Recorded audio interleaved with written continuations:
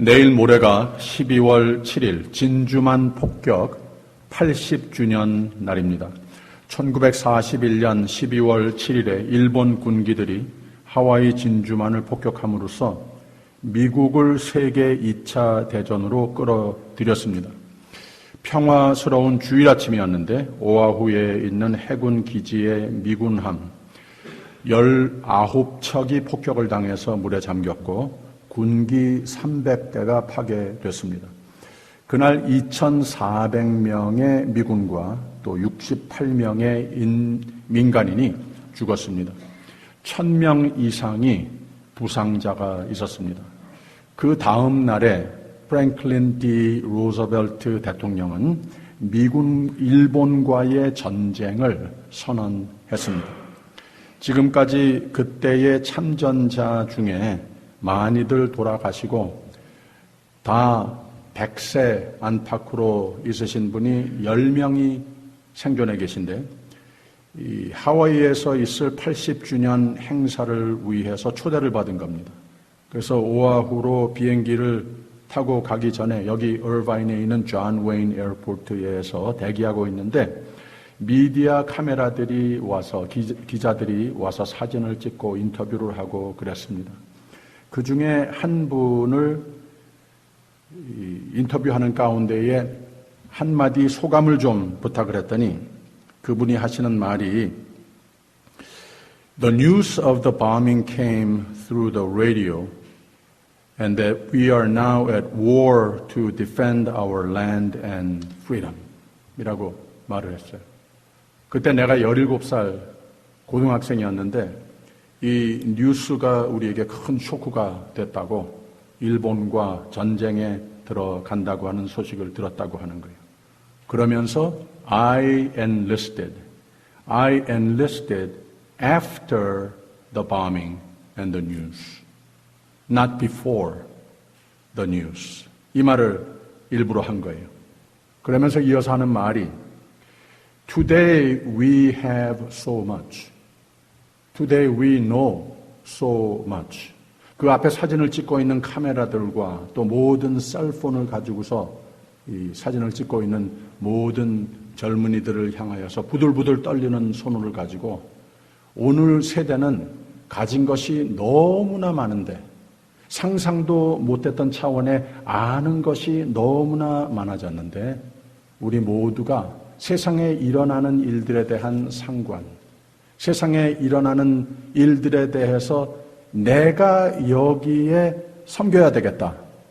무언가 해서라도 온 세계의 자유와 평화를 위해서 내가 헌신해야 되겠다. 이런 마음은 내가 자라난 그 세대에 비해서 너무나도 보기 힘들다. 이것이 아쉽다 하는 말을 했습니다.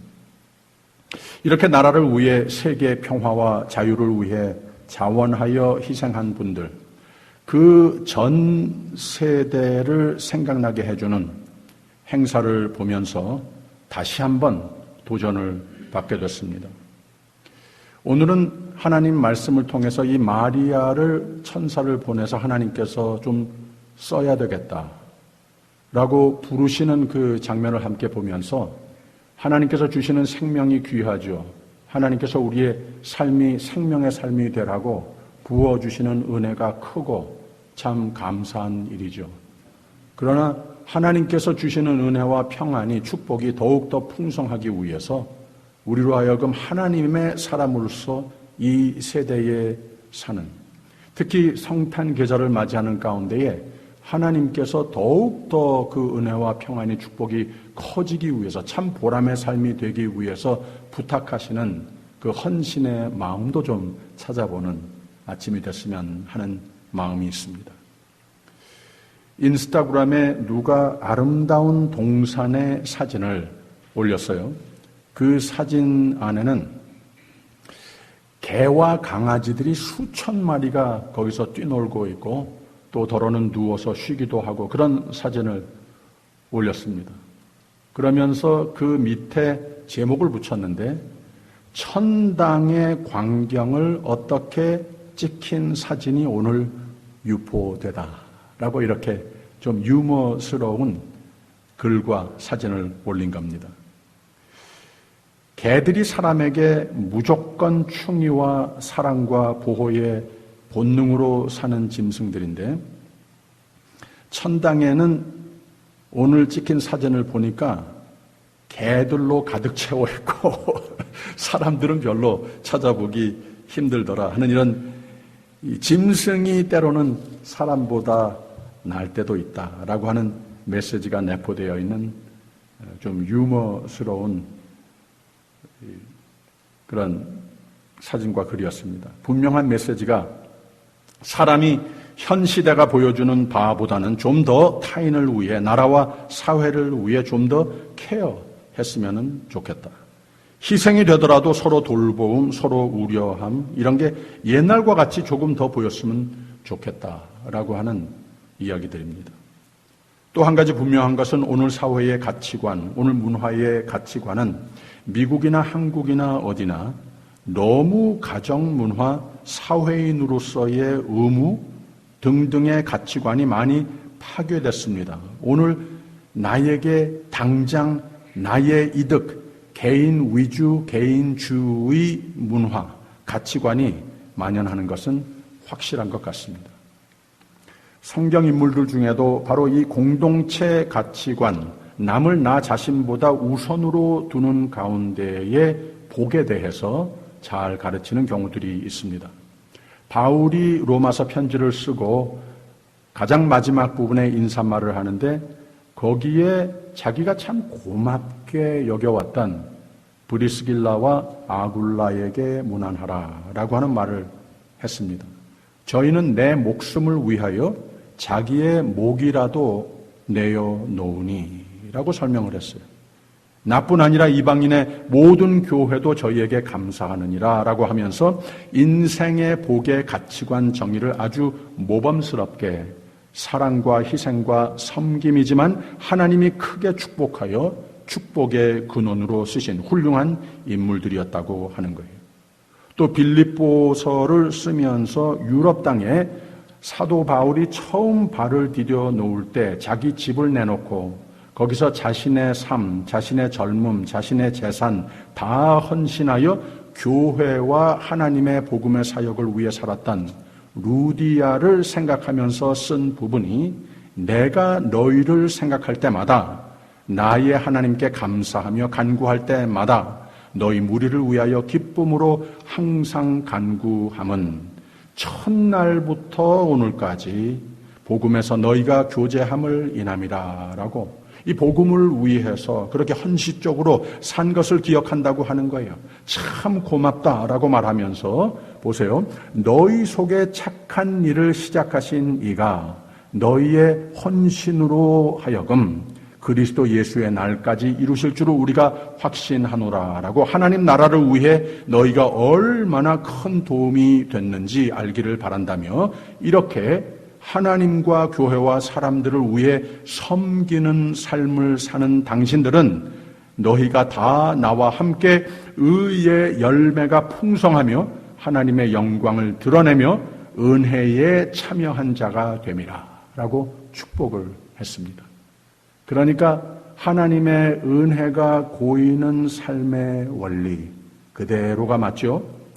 이 복된 성탄 계절에 대강절 둘째 주일에 우리에게 소개하는 또 하나의 표본적인 인물이 마리아입니다. 강림절 얘기 중에 가브리엘 천사가 마리아를 방문하여 들려준 구세주를 잉태하리라 라고 하는 메시지를 기념하는 말씀으로 예배를 드립니다. 강림절 촛대 중에 오늘 두 번째 촛대를 점화했어요. 말씀의 촛대라고 부른다고 했죠. 또 동시에 기쁨의 촛대라고도 합니다. 말씀의 촛대, 말씀을 받았을 때에 어떤 때는 아주 쉽고 어떤 때는 납득이 가고 어떤 때는 아주 어렵고 납득이 가지 않고 이해가 가지 않고 싫을 때도 있습니다. 이거 다 내포된 내용의 이야기입니다.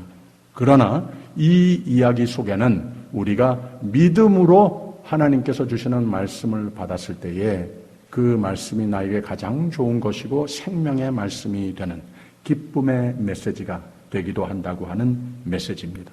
그러나 이 이야기의 처음 부분을 보면 마리아에게 들려온 천사의 음성은 기쁨의 소리가 아니었습니다. 분명히 놀랍고 두려움의 메시지였습니다. 그런데 천사와의 대화가 전개되면서 마리아가 육신의 귀로만 들었던 것을 마음을 열어서 믿음의 귀로 들었을 때 기쁨의 메시지가 된 겁니다.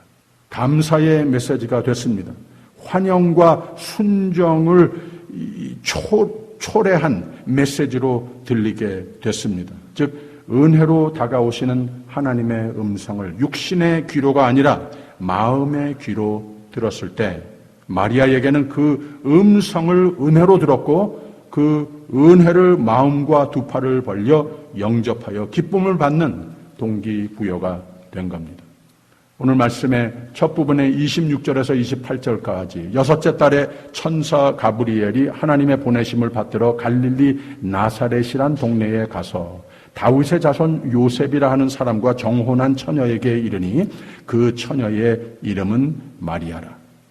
그에게 들어가 가로되 은혜를 받은 자여 평안할지어다 주께서 너와 함께 하시도다 하니라고 그랬어요. 그래서 하나님이 천사를 보내서 은혜의 선포, 평안의 선포를 하시는데 하나님께서 너희와 함께 하실지어다란 선포를 한 이 고장과 장소와 인물을 유심히 볼 필요가 있습니다. 여기에 세 가지의 고유명사가 있지 않습니까? 갈릴리, 나사렛, 처녀 마리아입니다. 지난주에 잠깐 말씀 나눈 것과 마찬가지로 이 두 고장은 갈릴리 나사렛은 중심적인 곳도 아니고 매우 어둡고 매우 가난하고 매우 낮은 작은 자들이 모여 사는 곳이었습니다. 그리고 이 마리아라고 하는 존재 자체도 거기 출신이라고 하는 거예요. 그러니 다 낮은 곳, 다 아픈 곳, 다 어두운 곳, 이런 곳에 하나님께서 그 기쁨의 메시지를 지니고 찾아오셨다고 하는 것 자체가 복음이라고 하는 거예요. 이 성탄 계절에는 물론 세계의 가장 높은 사람들, 가장 중심적인 곳들, 가장 밝은 곳에 예수께서 오시는 거 맞지만 예수님의 마음은 더욱더 내 삶이 조금 어두운 곳이 됐더라면, 조금 더 아픈 한 해가 됐다면, 좀 부족한 한 해가 됐다면 나를 오히려 더 찾아오시는 계절이 됨을 믿으시기를 바랍니다. 그래서 하나님께서 이렇게 찾아오시는 나사렛이라고 하는 곳, 나다니엘이 예수님의 제자가 되기 전에 예수가 나사렛 출신이라고 하는 것을 알았을 때 나사렛에서 무슨 선한 것이 날 수 있느냐, 이런 곳에 하나님은 골라 찾아오시는 분이라고 하는 거예요. 마리아는 물론 예수님의 어머니로 성경에 소개하지만 그 전에는 아무런 특별한 가정적인 배경이나 종교적 위치나 뛰어난 성품이나 사회적인 업적을 이룬 사람이 전혀 아니었습니다. 오히려 사가랴와 엘리자벳은 제사장이고 그 부부가 하나님 앞에 의인이라고 믿음을 잘 지킨 율법대로 흠없는 사람이라고 소개됐습니다. 근데 마리아는 그런 형용사가 전혀 안 붙인 평범한 다윗의 자손 요셉이라 하는 사람과 정혼한 한 처녀라고만 소개했습니다. 그래서 이 이야기 서론부터 우리가 알 수 있는 것은 하나님께서 누구든지 구원을 하시려 기쁨으로 생명의 삶으로 채우시려 오시지만 또 동시에 누구든지 어떤 제목을 가지고 어떤 타이틀을 가지고 있는 사람만이 아니라 누구든지 하나님께서 찾아오시면 바로 하나님의 나라를 보여주고 선물할 수 있는 사람으로 좀 불러 쓰시겠다고 하는 겁니다. 이 성탄 계절에는 하나님 나의 삶도 찾아오시니 참 감사합니다. 또 동시에 하나님 나 같은 낮은 비천한 사람마저도 하나님의 나라를 위해서 생명의 공구로 쓰시겠다고 불러주시니 더욱 감사합니다 라고 경축하는 계절이 돼야 한다고 하는 거죠. 은혜로 다가오시는 하나님이시면 그 다가온 사람이 자동적으로 그러면 은혜를 받습니까? 이 대단한 영광이네요, 감사합니다, 이렇게 쉽게 사람들이 받지 않습니다. 이 위대한 마리아라고 하는 사람마저도 그러지 못했습니다. 그래서 오늘 말씀의 29절 30절을 보면 처녀가 그 말을 듣고 놀라 이런 인사가 어찌함인고 생각하며 천사가 일러 가로되 마리아여 무서워 말라 내가 하나님께 은혜를 얻었느니라 라고 그랬어요. 마리아는 하나님의 은혜의 소식, 평안의 소식을 기쁨으로 받아들이지 못했습니다. 오히려 염려가 앞섰습니다. 눈으로 분명히 천사를 보았고 그 천사가 한 말이 은혜, 평안인데 이게 믿어지지 않았습니다. 왜 그런가? 자신이 눈으로 보고 귀로 들은 세상은 지금까지 나의 살아온 경험에 비추어 봤더니 이런 소리가 없는 세상이라는 거예요. 특히 나 같은 사람에게는 이런 소리가 온 적이 없다고 하는 겁니다. 이 냉정한 세상, 은혜 찾기 힘든 세상밖에 모른다고 하는 거예요. 그런데 하나님께서 나에게 은혜를 받은 자여 평안을 위해서 축복하겠다고 오신다는 거 금방 납득이 되지 않았습니다. 천사가 계속 설득하지 않습니까? 은혜 받았다는 거예요. 31절에서 33절 보세요. 보라 내가 수태하여 아들을 낳으리니 그 이름을 예수라 하라. 저가 큰 자가 되고 지극히 높으신 이의 아들이라 일컬을 것이요 주 하나님께서 그 조상 다윗의 위를 저에게 주시리니 영원히 야곱의 집에 왕노릇 하실 것이며 그 나라가 무궁하리라. 무서워할 일이 전혀 아니라고 하는 겁니다. 하나님이 내 삶 속에 크신 계획이 있다고 하나님은 너를 축복하시고 내 삶을 크게 보람되게 영예롭게 쓰실 계획이 있다라고 선포를 하는 겁니다. 내가 수태하여 아기를 낳을 텐데 그 아기가 예수라고 하는 말은 구원이라고 하는 뜻입니다. 바로 영원한 왕국을 설립하려 오신다. 이러면 될 줄 알았는데 마리아에게는 오히려 역효과였습니다. 내가 수태하여라고 하는 그 말이 꽂힌 거예요. 이게 도대체 처녀에게 할 수 있는 말인가? 이런 좀 항의와 같은 반응이 생긴 겁니다. 그래서 34절을 보세요. 마리아가 천사에게 말하되 나는 사내를 알지 못하니 어찌 이 일이 있으리까? 라고 그런 겁니다. 좀 작게 말하라고. 옆방에 저기 요셉이 있는데 들으면 큰일 나는 일이라고 이러는 거예요. 천사는 계속해서 좀 더 깊은 설명을 합니다. 35절. 천사가 대답하여 가로되 성령이 내게 임하시고 지극히 높으신 이의 능력이 너를 덮으시리니 이러므로 나실 바 거룩한 자는 하나님의 아들이라 일컬으리라 라고 설명을 합니다. 무슨 스캔들 날이 생길 거라고 하는 말을 하는 게 아니라 하나님이 내 삶에 기적을 이루신다고 하는 거라. 하나님의 능력이 내가 동정녀로 그대로 있는 건데 하나님이 너의 삶을 통하여서도 하나님의 아들이 세상에 오는 공구로 삼으시는 거라고. 이 놀라운 기적은 내가 두려워할 일이 아니고 하나님이 그의 기적으로 그의 은혜로 너를 선택하셨다고 하는 대단한 특권으로 받아야 할 기쁨의 소식이라고 일러줍니다.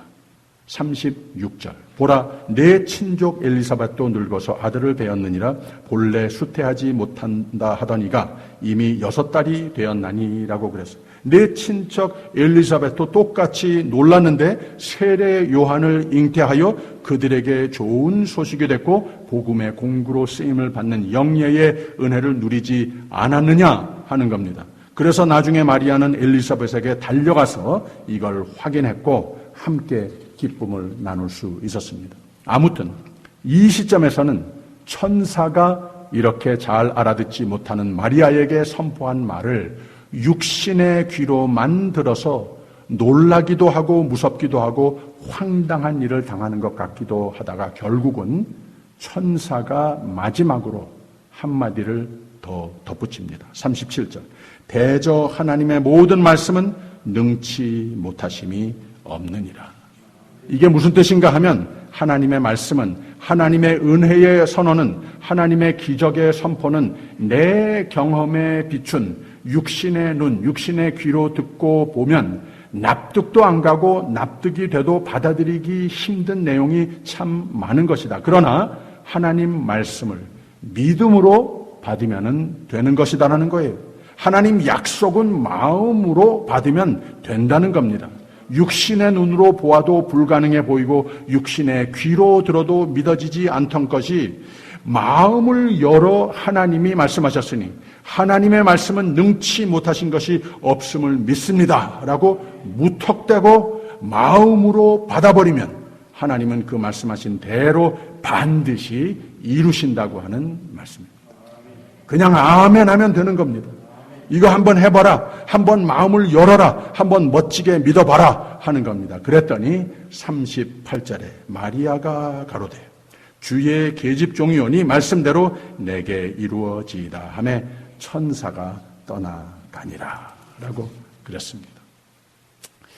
아직까지도 이 마리아의 마음속에는 부족한 인간이니까 완전히 이 책이 검정색의 찬송가입니다. 이 눈으로 보니까 우리가 알 수 있지 않습니까?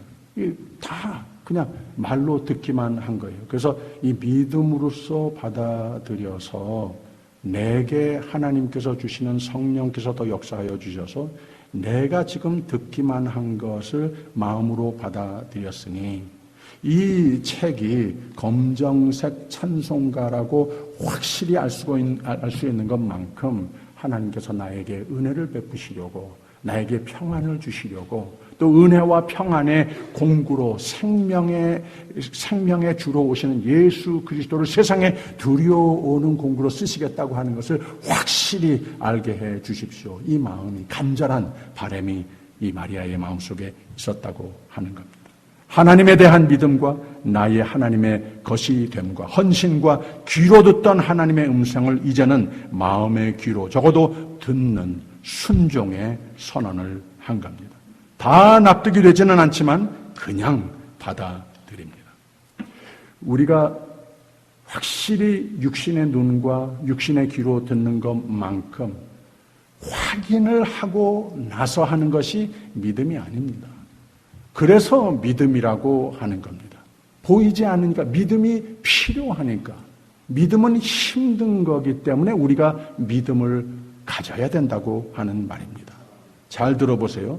이 마음을 열어서 믿음의 눈과 귀로 하나님께서 주시는 이 귀한 복음을 부탁하시는 말씀을 받았더니 힘든데도 믿음을 행사했더니 그 마음속에 확실한 믿음이 들어서더라고 하는 겁니다.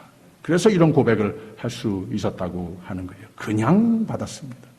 성탄 계절은 우리의 비천한 모습을 찾아오시는 하나님의 은혜, 기적의 은혜를 때로는 납득이 안 가도 그냥 두 팔 벌려 받는 겁니다. 약혼이라고 하는 이 정혼이라고 하는 말이 요새는 쓰지 않는 말이지 않습니까? 그런데 옛날 히브리 문화에는 약혼이 있고 결혼이 있으면 그 중간에 정혼이라고 하는 게 있었어요. 약혼은 둘이서 신랑 신부가 그냥 약속하는 것이고, 그런데 정혼은 양가 모든 식구들이 다 합의해서 결혼 날짜까지 잡고 준비를 들어선 이런 단계였었어요. 그래서 흔히 정혼한 관계의 이 신랑 남녀를 남편이라고 부르고 부인이라고 불렀습니다. 그리고 정혼을 한 상태인데 만약에 그게 깨지지 않습니까?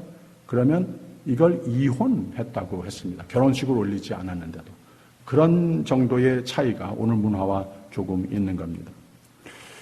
지금 마리아를 얘기를 지금까지 했는데 여러분, 마리아의 남편이 된 정혼을 한 요셉의 마음이 어땠는가 좀 궁금하지 않습니까? 마리아가 이렇게 깜짝 놀랐는데 이 남편은 어땠을까? 이 누가복음에서는 자세히 밝히지 않습니다만은 마태복음을 보게 되면은 그렇게 나와 있어요. 마리아가 요셉과 정혼하고 동거하기 전에 성령으로 잉태된 것이 나타났다니라고 그랬습니다. 이 보통 사람 같으면 반응이 어떻겠습니까? 마리아가 다 이래서 저래서 설명을 했겠죠. 그런데 처음에는 요셉도 속이 덜컥 내려앉았을 겁니다. 뭐라고? 이게 말이 되는 소린가 생각이 들었을 겁니다. 그래서 마태복음 1장에 이런 말을 했어요. 남편 요셉은 의로운 사람이라 저를 드러내지 아니하고 가만히 끊고자 하여 그냥 없었던 걸로 조용히 이렇게 없었던 걸로 하자. 이 정도 생각을 했는데 요셉에게도 천사가 나타납니다. 그래서 이어서 천사가 와서 하는 말이 이 일을 생각할 때에 주의 사자가 현몽하여 가로되 다윗의 자손 요셉아 내 아내 마리아 데려오기를 무서워하지 말라. 잉태된 자는 성령으로 된 것이라. 아들을 낳으리니 이름을 예수라 하라. 이는 그가 자기 백성을 저희 죄에서 구원할 자이심이라 하니라 라고 그랬어요. 그런데 마리아는 여기에 대해서 자꾸 대꾸하고 아닙니다, 큰일 납니다 이러지 않았습니까? 근데 요셉은 아무 말도 안 했어요. 여기에 대해서 뭐 물어보고 이해가 안 됩니다. 어떻게 되는 겁니까? 이런 말 하나도 없었어요. 뭐라고 그랬는가 하면 요셉이 잠을 깨어 일어나서 주의 사자의 분부대로 행하여 라고 그랬어요. 그냥 그대로 받아들였다는 거예요. 납득 안 갔죠. 큰일 날이죠. 그런데 그냥 받았어요. 하나님의 뜻이니 하나님이 부탁하시는 일이니 그냥 하면 하나님이 다 책임져 주신다.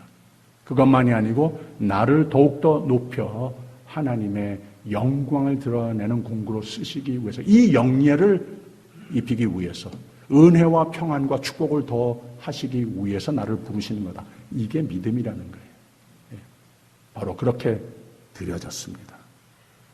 그래서 마리아와 같이 또 요셉과 같이 우리 모두는 그 믿음의 행위대로 하나님의 말씀과 은혜를 받는 믿음의 눈, 믿음의 마음을 소유하는 것이 이걸 하나님 아버지 다른 것보다도 나에게 믿음을 담고 있는 믿음의 눈을 뜨게 하는 마음을 주시옵소서. 하나님의 말씀을 받는 마음을 주시옵소서. 이 기도 가장 많이 해야 됩니다. 믿음의 행위로 말미암아 비로소 평생 알지 못했던 기쁨과 찬송으로 가슴이 벅차이게 됐습니다. 자신들을 둘러보면 바뀐 것 하나도 없는데 아까는 무섭고 비관적으로 모든 것을 보고 듣고 말하고 행동했는데 근데 지금은 마음을 열어서 나는 하나님 믿습니다. 나는 하나님께 속했습니다. 나는 하나님이 계획과 약속을 두신 행복과 하나님 나라 위에 쓰임을 받을 존재입니다. 이게 다 하나님 은혜 때문에 나를 은혜로 찾아오시기 때문에 나를 사랑하시기 때문에도 그렇고 하나님께서 더욱 행복하고 형통의 삶이 되기 위해서 나에게 하나님의 구원의 손길의 동력자로 부르심마저도 하나님께서는 이 성탄 계절에 우리에게 부탁하신다고 하는 겁니다. 여러분, 이게 바로 믿음의 정의입니다. 믿음 형성의 원리입니다. 일체유심조라고 하는 말이 모든 일은 오직 마음이 짓는다라는 뜻입니다.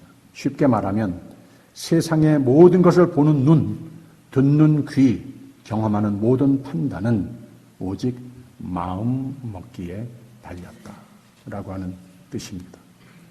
다시 본론으로 돌아가서 믿음은 들음에서 온다라고 했는데 육신의 귀로 들으면 거기 머물면 100년 가도 믿음이 안 생깁니다. 그러나 마음의 귀로 들으면 복음을 하나님의 말씀을 하나님의 내 삶 속에 은혜를 부어주시는 것을 믿고 그냥 두 팔을 벌려 받으면 하나님께서 내 삶에 하나님의 은혜로 부으십니다. 하나님의 말씀을 하나님의 은혜를 내 마음으로 받으면 그러면 비로소 영과 눈과 영의 귀가 열려서 세상이 보지 못하는 이미 하나님께서 우리를 거기에 둔 천국을 소망할 뿐만 아니라 천국의 삶을 오늘도 거닐며 누리며 살게 된다고 하는 거예요. 이게 우리 모두에게도 성탄절에 찾아오시는 이유입니다. 우리를 더욱 축복하시기 위해서, 우리를 더욱더 좀 불러 쓰시기 위해서, 그것으로 말미암아 참 보람된 기쁨의 감사의 찬송의 삶이 되라고. 여기 보시면은 성전 미화부에서 지난 주일부터 주중에도 몇 차례 나오셔서 항상 봐도 너무나도 아름다운 성탄 추위를 세워놓으셨습니다. 그래서 아직까지 불을 안 킨 이유가 우리가 좀 크리스마스 트리 라이팅 세러모니를 교회에서도 하면 좋겠다 생각이 들어서 지금 이걸 하겠습니다. 그래서 우리 권사님 나오셔서 제가 카운트를 합니다. 카운트를 합니다. 5, 4, 3, 2, 1. 메리 크리스마스! 너무너무 아름답지 않습니까? 이번에는 새로운 장식들도 많이 있어요. 여기 달아놓은 리본들은 우리 성전미화부의 회원들이, 임원들이 손으로 하나씩 다 만들어서 다른 겁니다.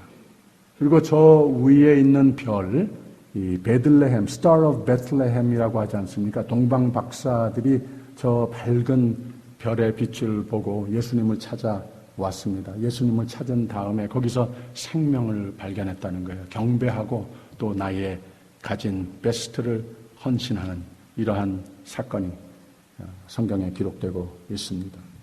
그래서 가장 밝고 큰 빛의 장식이 저 Star of Bethlehem입니다. 그 앞에는 또 이 앞에 여기에 있는 모든 포인세티아들이 있지 않습니까? 각 구역에서 참여하셔서 이렇게 포인세티아를 아름답게 많이 사셔다가 장식을 했습니다.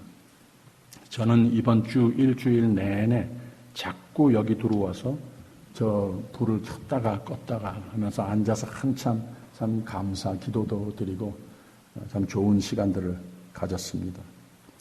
이 모든 장식이 성탄을 기다림의 마음의 설레임을 가져왔습니다. 여러분, 우리 모두 메리 크리스마스를 준비하십시다.